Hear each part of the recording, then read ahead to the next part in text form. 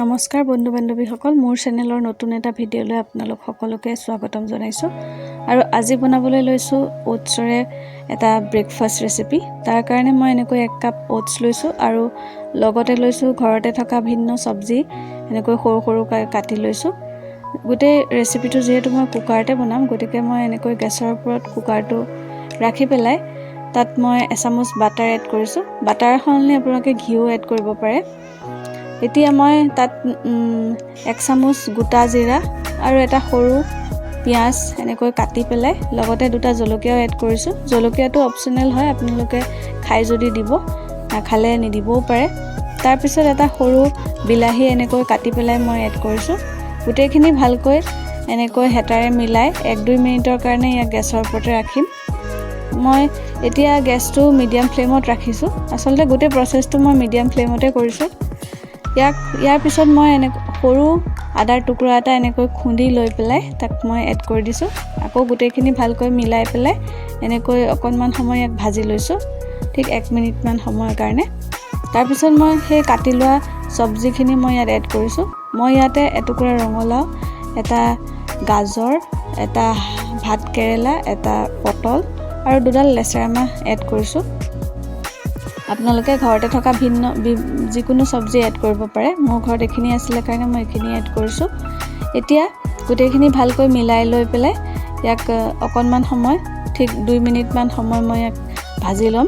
তাৰপিছত মই আধা কাপ মচুৰ দাইল এনেকৈ ধুই পেলাই ইয়াত এড কৰি দিছোঁ।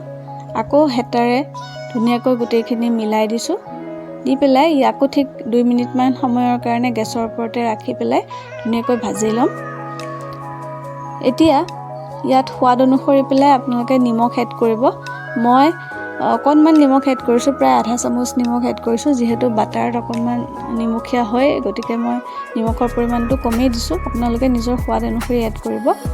ইয়াৰ পিছতে মই অকণমান আধা চামুচমান মই হালধি এড কৰিছোঁ। হালধি আচলতে এড কৰিলে ধুনীয়া কালাৰ এটা আহে আৰু হালধি আমাৰ দেহৰ কাৰণে উপকাৰীও হয়, গতিকে মই আধা চামুচ হালধি এড কৰিছোঁ। এইটো অপচনেল হয়। ধুনীয়াকৈ ভালকৈ মিলাই দিছোঁ। মিলাই পেলাই ইয়াকো ঠিক 1-2 মিনিটৰ কাৰণে এনেকৈ ৰাখি পেলাই ইয়াত মই 1 কাপ ওটছ এড কৰিম। এয়া দেখিছেনে, মই 1 কাপ ওটছ এড কৰিছোঁ। ওটছখিনি এড কৰাৰ পিছত ধুনীয়াকৈ হেতাৰে মিলাই দিছোঁ ইয়াক।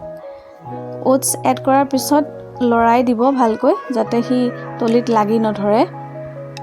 এনেকৈ ধুনীয়াকৈ ওটছখিনি মিলি যোৱাকৈ মই হেতাৰে লৰাই দিলোঁ। ইয়াকো 2 মিনিটমানৰ কাৰণে মই ধুনীয়াকৈ কুকাৰটোতে অকণমান ভাজি ল'ম আৰু মাজতে মই এবাৰ লৰাইও দিছিলোঁ যাতে লাগি নধৰে তলত। এয়া দেখিছেনে, ভালকৈ মই মিলাই দিছোঁ। ইয়াৰ পিছত আপোনালোকে পানী এড কৰি দিব। পানী মই প্ৰথমতে 1 কাপ এড কৰিছিলোঁ। তাৰপিছত যিহেতু গোটেইখিনি ডুব নগ'লে, গতিকে মই তাৰপিছত আকৌ আধা কাপ পানী মই এনেকৈ এড কৰি দিছোঁ। আপোনালোকে পৰিমাণ অনুসৰি এড কৰিব।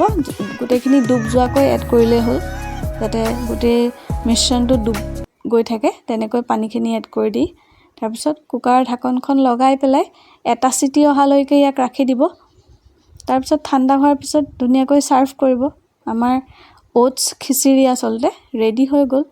এইটো বহুত হেল্ডি হয় আৰু গ্লুটেন ফ্ৰী হয়, গতিকে ফিলিঙো হয় বহুত। আপোনাৰ এনেকৈ ওটছ খোৱাৰ পিছত বহুত সময়লৈ আচলতে আমাৰ ভোক নালাগে, গতিকে এনেকৈ বনাই খাবচোন। এয়া চাওকচোন, আমাৰ ওটছ খিচিৰি ৰেডি হৈ গ'ল।